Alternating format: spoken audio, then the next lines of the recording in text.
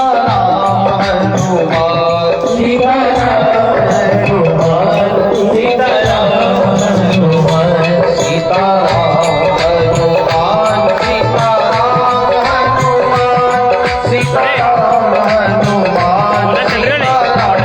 हनुमान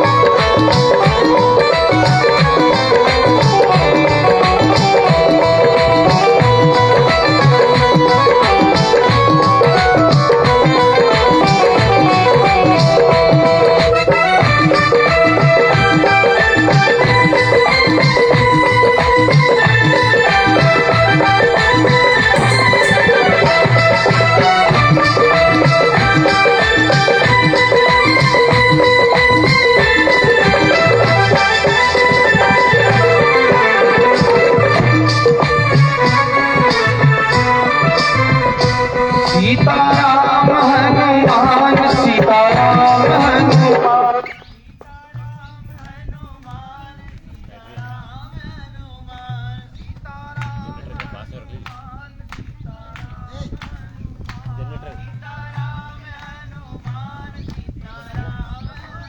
चला देखो मंगल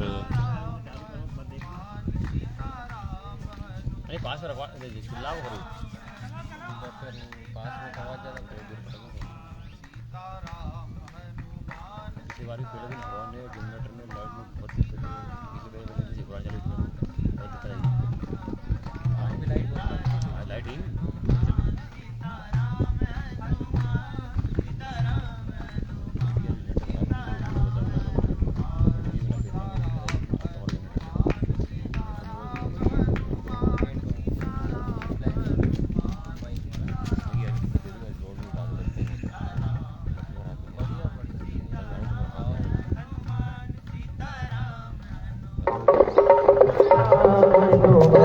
सीताराम हनुमान सीताराम हनुमान राम हनुमान सीताराम हनुमान सीताराम हनुमान सीताराम हनुमान सीताराम हनुमान सीताराम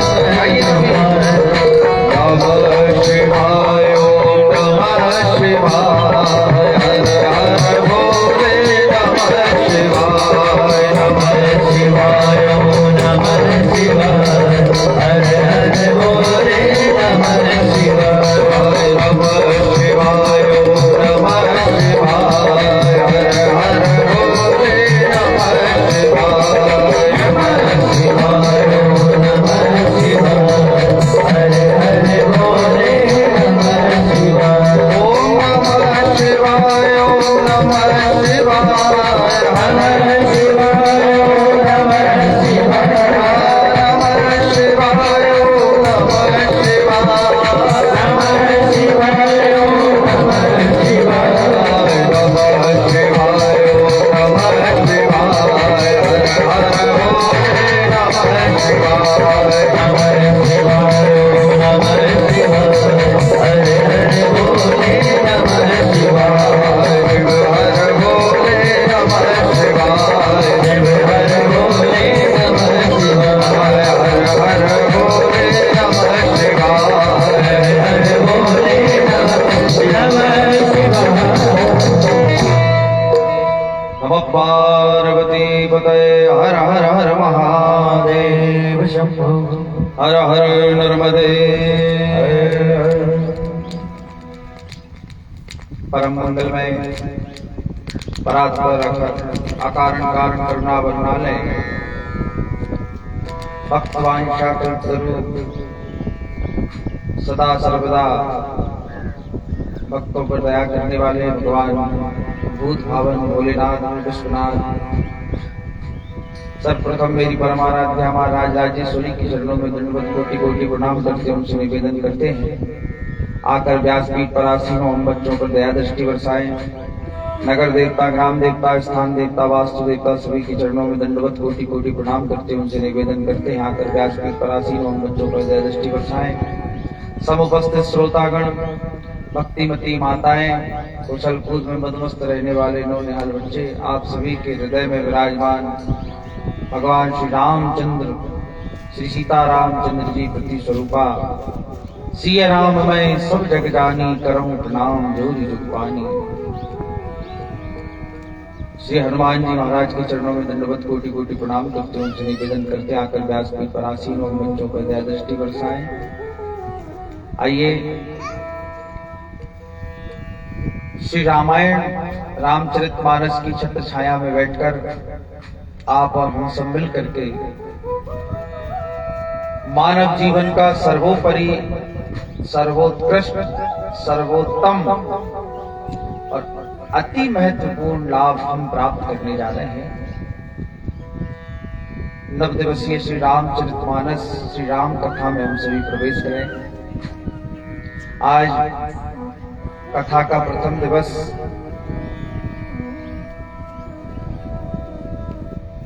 हमारे विद्वानगण सभी के चरणों में कोटि कोटि प्रणाम करते हैं। संगीत के आचार्यगण पंडित श्री यशवंत पांडे जी, पंडित श्री वरुण कृष्ण शास्त्री जी, हमारे मुकुल भैया, हमारे रोहित भैया, आप सभी के हृदय में विराजमान भगवान श्री रामचंद्र जी को दंडवत प्रणाम करते हुए प्रथम दिवस की पावन मंगलमयी बेला में हम सभी आइए कथा में प्रवेश करें।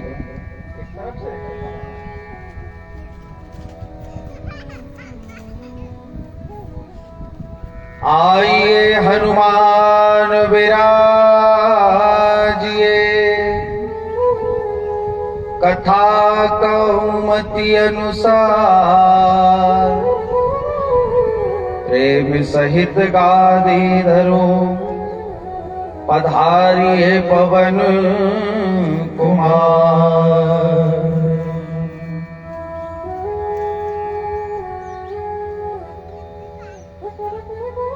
रामायण सुर तरु की छाया, दुख भय दूर निकट जो आया। एक बार आप सभी प्रेम से बोलिए ना, सीताराम, श्री सीताराम। रामायण सुर तरु की छाया, दुख भय दूर निकट जो आया। ये भी साधारण ग्रंथ नहीं है। इसको सुनने का सौभाग्य जब प्राप्त हो जाता है, इसको सुनने की जब उत्कंठा हृदय में जागृत हो जाती है, इसको सुनने का जब मन में संकल्प जागृत हो जाता है, तब ऐसा समझिए कि 84 के पुण्य हमारे जागृत हो गए। और कहा है पुण्य पुंज जब जागृत होई। पुण्य नहीं कहा भैया, पुण्य नहीं, पुण्यों का समूह, पुण्यों का पुंज जब जागृत होता है, तब प्रभु श्री राम की मंगलमयी कथा सुनने का आपको हम सबको अवसर प्राप्त होता है। हमारे परम सम्माननीय श्री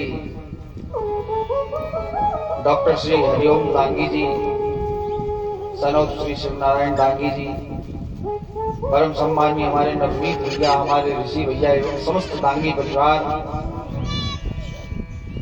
बागौरी ग्राम जिलपी गांव के समस्त ग्रामवासी, क्षेत्रवासी, हमारे दांगी परिवार के अथक प्रयासों के फलस्वरूप यह मानव जीवन का सर्वोत्कृष्ट फल हमको प्राप्त हो रहा है। आज प्रथम दिवस था, कुछ व्यवस्था को सुचारू रूप से जमाने में, देवा देवता आदि की प्रतिष्ठा, शोभा यात्रा करने में थोड़ा विलंब हुआ, और ऐसा सभी जगह पर हो रहा है। कल सही समय से कथा प्रारंभ होगी। तो रामायण सुर तरु की छाया, इसको क्यों सुनना चाहिए, किस लिए सुनना चाहिए, कब सुनना चाहिए, ये हमें जानना है।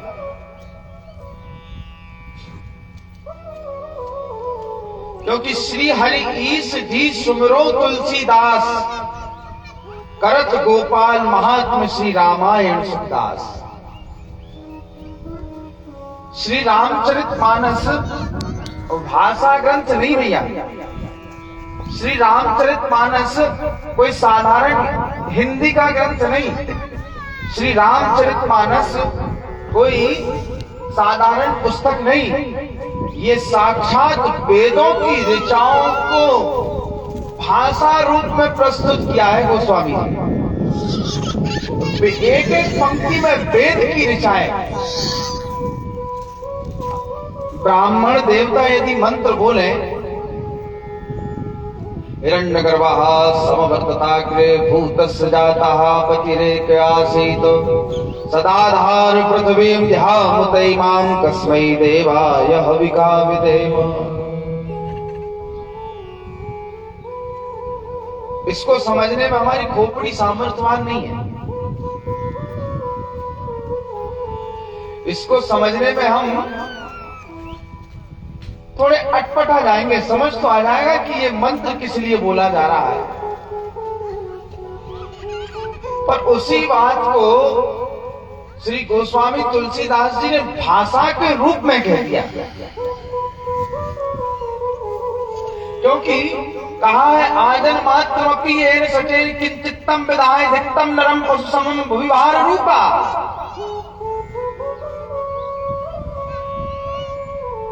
पुराणों में वचन आया है कि जब जीव के कल्प कल्पांतर के युग युगांतर के अनेक अनेक जब पुण्य जागृत होते हैं,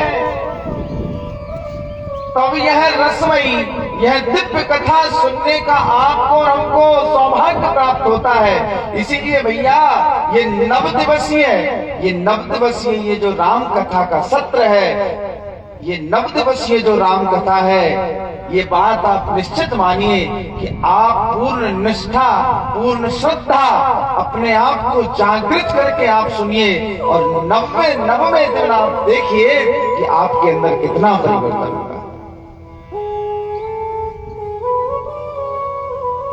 इसलिए सुर तरु की छाया कहा है रामायण को। रामायण को सुर तरु की छाया किस लिए कहा है? सुर तरु यानी कल्प वृक्ष। दो चीजें आपके हमारे देखने सुनने में आती है, चिंतामणि और एक कल्प वृक्ष। चिंतामणि का चमत्कार है,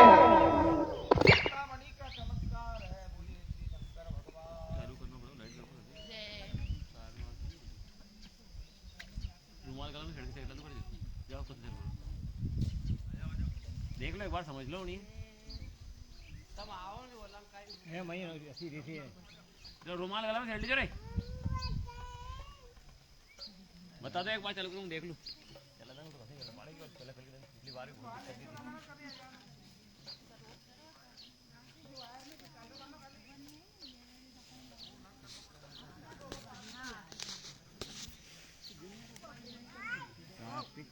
दीदी गई बेटा आगे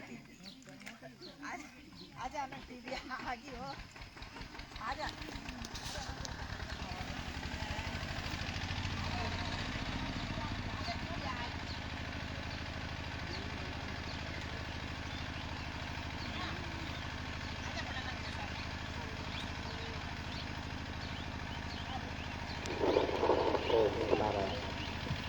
ओम सियावर रामचंद्र भगवान की जय।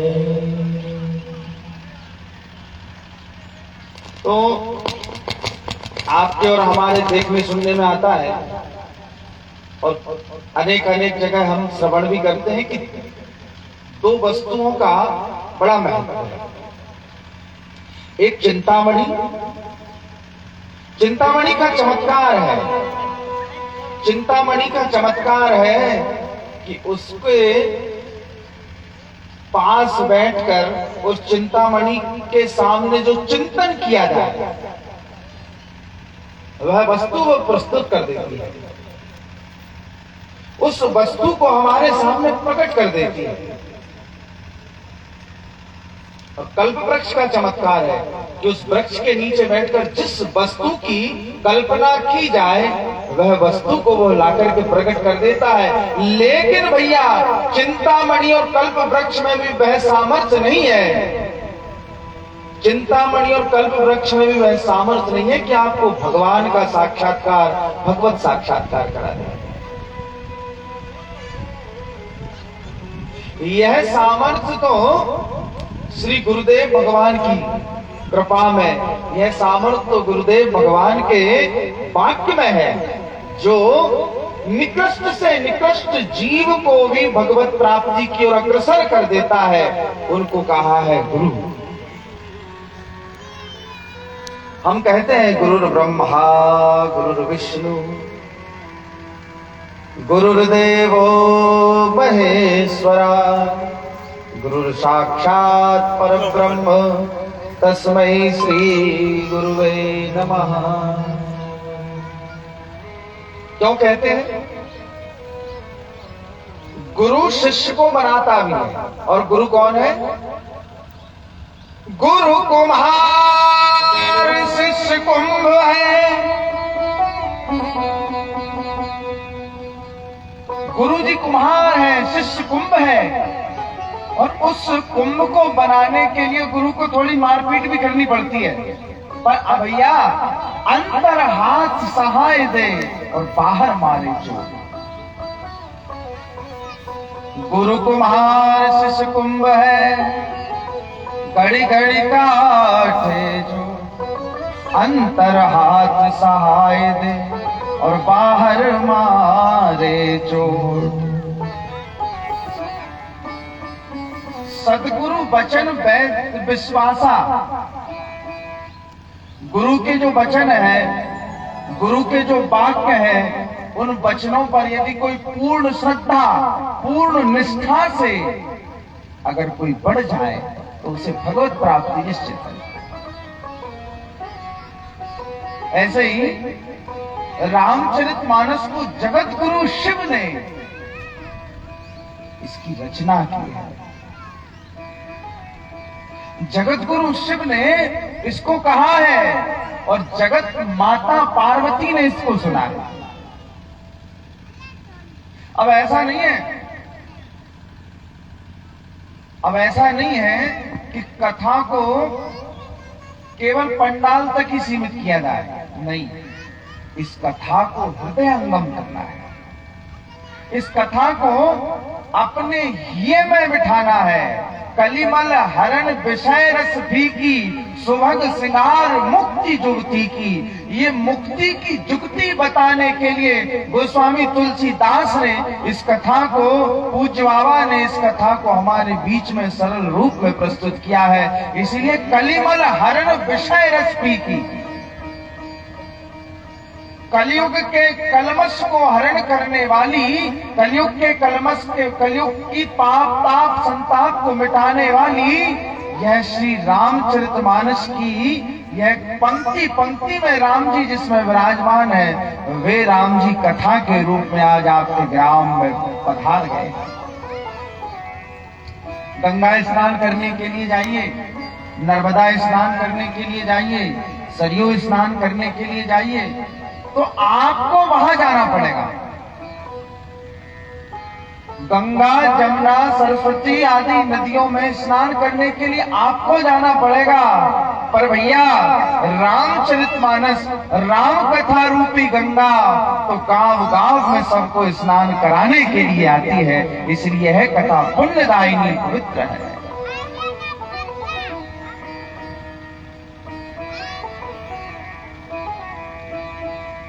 गंगा कब जाएं, भजन कैसे करें, उसका एक सीधा सहज मार्ग है।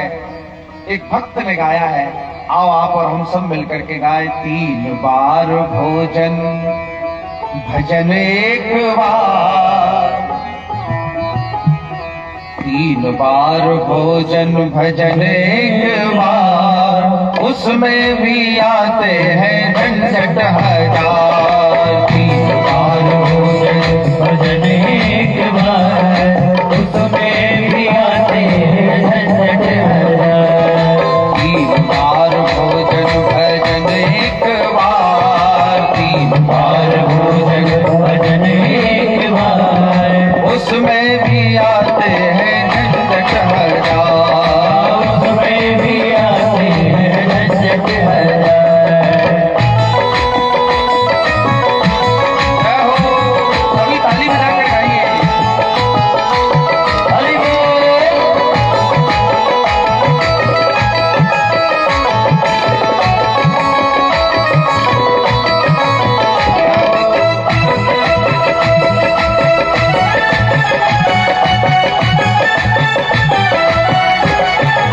एक बात बताएं आप, राम कथा सुंदर करतारी, संशय विहग उड़ावन हारी।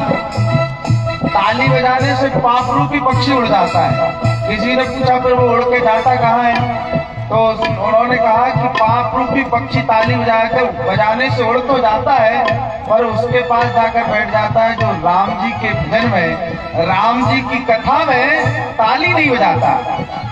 इसीलिए राम कथा सुंदर करतारी, संशय विहग उड़ावनहारी। सारे संशयों को उड़ाने वाली, सारे संशयों को मिटाने वाली ये राम कथा है। इसलिए आप मेरे साथ गाओ ताली बजाकर। 3 बार भोजन भजन एक बार। 3 बार भजन एक बार उसमें भी आते हैं झंझट हजार। उसमें भी आते हैं झंझट हजार। उसमें भी आते हैं झंझट हजार। उसमें भी आते हैं झंझट हजार। मन मेरा कहता है गंगा नहाओ। मन मेरा कहता है गंगा नहाओ। मन मेरा कहता है गंगा नहाओ। मन मेरा कहता है गंगा नहाओ। अरे गंगा नहाओ मैं जमुना नहाओ।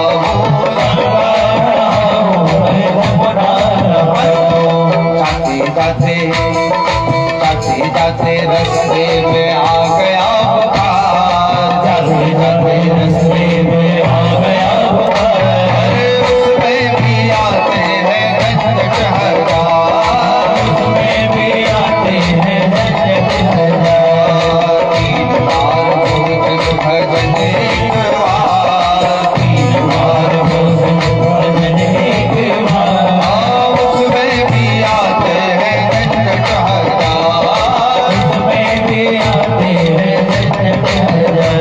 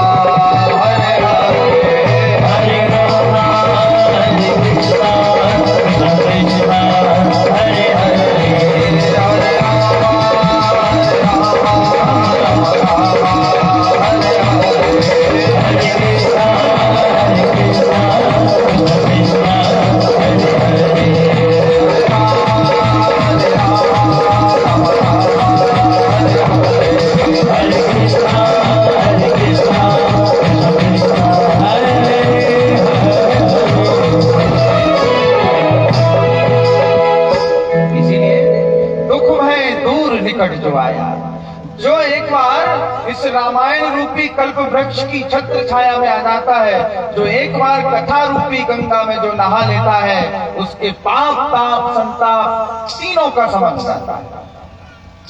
और ऐसा नहीं भैया, तत्क्षण, एक क्षण की देरी नहीं, नगद नारायण का काम कथा में होता है।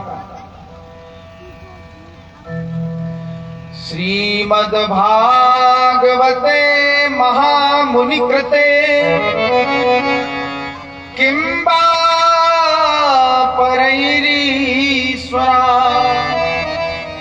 सद्यो रुद्रवरुद्रते त्रिकितभि शुश्रूभिस्तक्षणा। देर का काम नहीं,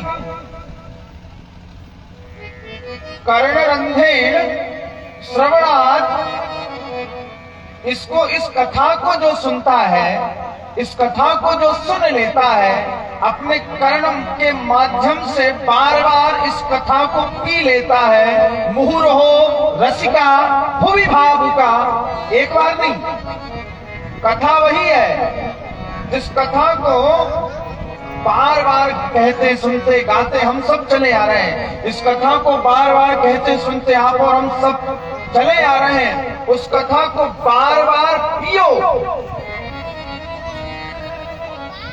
एक आध बार नहीं, कई बार इसको पियो। किसी ने कहा आप कथा को फल कहते हैं, कथा को पका हुआ परिपक्व फल आप कह रहे हैं, तो फल कोई पीने की वस्तु तो है नहीं, इसको पिया जाए, फिर आप इसको पीने का क्यों बोल रहे हैं? बोले भैया, ये कथा रूपी जो फल है ना, अरे आम में तो छिलका होता है, गुठली होती है, फिर उसको धोया जाता है, फिर उसको अमनिया करके फिर उसका रस निकाला जाता है, फिर उसको पिया जाता है। कथा रूपी फल में कोई छिलका गुठली नहीं, इसको तो कर्ण के माध्यम से पीते जाओ पीते जाओ। मुहुर्हो रसिका भुवि भावुका, उदाहरण से देखिए, एक किसी व्यक्ति ने प्याऊ लगाई,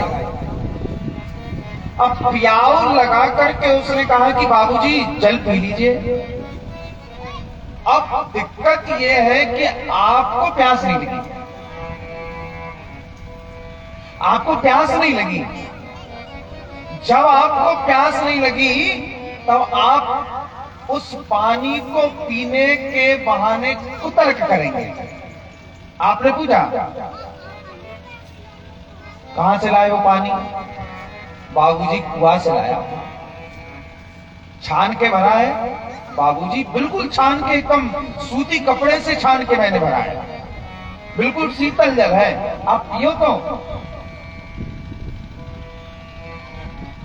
पवित्रता से भरा है, शुद्धता से भरा है। अरे कोई मैला पानी तो नहीं है कहीं जिससे मुझे इन्फेक्शन हो जाए? बोले नहीं बाबूजी, एकदम स्वच्छ पानी है, एकदम स्वच्छ जल है, इसको पीने से आपकी तृप्ति होगी, इसलिए इसे आप पीजिए। अब इतने प्रश्न क्यों उठ रहे हैं? क्योंकि आपको प्यास नहीं है।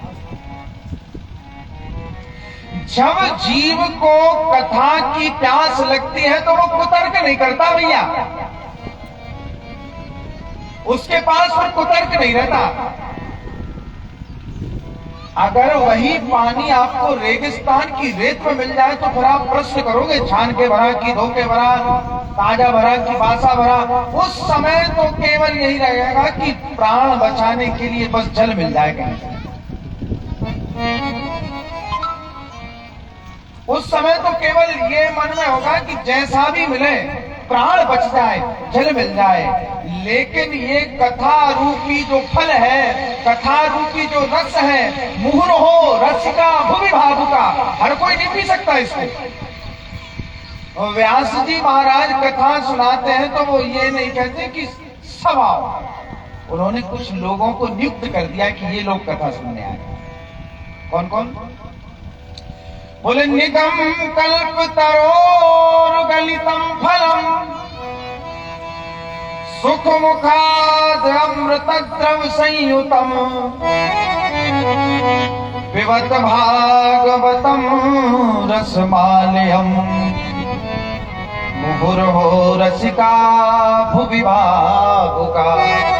हे रसिकों, हे भावुकों, हे रसिकों, हे भावुकों, इस कथा को आप पियो, बार बार पियो। अच्छा, तो जब इस कथा की आप इतनी महिमा गा रहे हो महाराज, तो इस राम कथा की जरा आप हमें कुछ ऐसी चटनी चटाइए, कथा रूपी ऐसी चटनी चटाइए जिससे कि तुष्टि, पुष्टि और क्षुधा निवृत्ति तीनों एक साथ हो जाए। जैसे जीव भोजन करता है, व्यक्ति भोजन करता है, एक एक ग्रास में उसको 3 चीजों की प्राप्ति होती है, तुष्टि, पुष्टि, क्षुधा निवृत्ति, तीनों की प्राप्ति हो जाती है। ऐसे ही कथा को यदि पूर्ण निष्ठा से, पूर्ण श्रद्धा से इस कथा को सुन लिया जाए तो जीव को भी तुष्टि, पुष्टि और क्षुधा निवृत्ति तीनों की प्राप्ति हो जाती है। तो प्रश्न किया, इस कथा को सुनने का नियम क्या है, इस कथा का अधिकारी कौन कौन है, इस कथा को कौन सुन सकता है, इस कथा को सुनने का क्या विधान है, यह सब आप हमें विस्तार से बताइए। तो ये सब तो हम आपको 9 दिवसों तक बताएंगे। कुछ रामायण, रामचरितमानस की हम संक्षिप्त में चर्चा करें, फिर उसके बाद कथा में प्रवेश करेंगे। रामायण क्या है? रामायण सुर तरु की छाया, दुखमय धूर निकट जो आया। रामायण की जड़ है बालकांड। इसमें 7 कांड है, बालकांड, अयोध्या कांड, अरण्य कांड, किष्किंधा कांड, सुंदर कांड, उत्तर कांड, लंका कांड, 7 सोपान, 7 कांड इसमें। और 7 कांडों में 7 ही कांड किस लिए है? 7 ही श्लोक में तुलसीदास जी ने वंदना की है। जीव के पास भी 7 ही दिन है, रवि, सोम, मंगल बुध गुरु बृहस्पति शुक्र शनि रवि, ये 7 ही दिन है। इन 7 ही दिनों में जीना मरना, आना जाना, ये सब करना है, इसीलिए 7 श्लोकों में वंदना है। किसी ने कहा कि 7 श्लोकों में इसलिए भी वंदना है कि संगीत के भी 7 स्वर हैं, सारे गामा पाधा निसा, 7 स्वरों में इसलिए वंदना है, 7 श्लोकों में इसलिए वंदना है। इसलिए बालकांड श्री रामचरितमानस का, बालकांड श्री रामचरित का जड़ है। अनेक अनेक कथाएं इसमें निकलती हैं, अनेक अनेक कथाएं इसमें है, इसलिए बालकांड रामायण की जड़ है। और अयोध्या कांड क्या है? देख रहे हैं लोग, अयोध्या कांड रामायण की थड़ है। पेड़ की जड़ मजबूत है, पेड़ की जड़ परिपक्व है, पेड़ की जड़ बड़ी दृढ़ता से खड़ी हुई है, लेकिन उसका थड़, जिसे कहीं पीड़ भी बोलते हैं, उस पीड़ की भी बड़ी महत्वता, इसीलिए उसकी थड़ अयोध्या कांड है। अयोध्या कांड में अनेक अनेक प्रसंग ऐसे मिलेंगे जिसमें अनेक अनेक ऐसी कथाएं, रघुकुल रीत सदा चली आई, प्राण जाए वचन न जाए। इसलिए अयोध्या कांड इसकी पीड़ है, इसका थड़। नीचे नीचे वो तो हाथ में पकड़ इसमें सत्य की व्याख्या है। अयोध्या कांड में सत्य बार बार कहा, राजा दशरथ जी ने वरदान दिए सत्य के लिए, श्री राम जी वनवास गए, बहुत लोग हैं, अरे वासी बहुत है, इसलिए सत्य मूल सब सुकृत सहाय। अरण्य कांड श्री रामचरितमानस की डालियां हैं, श्री रामचरितमानस की डाली है अरण्य कांड। और अरण्य कांड में अनेक अनेक कथाएं, अनेक अनेक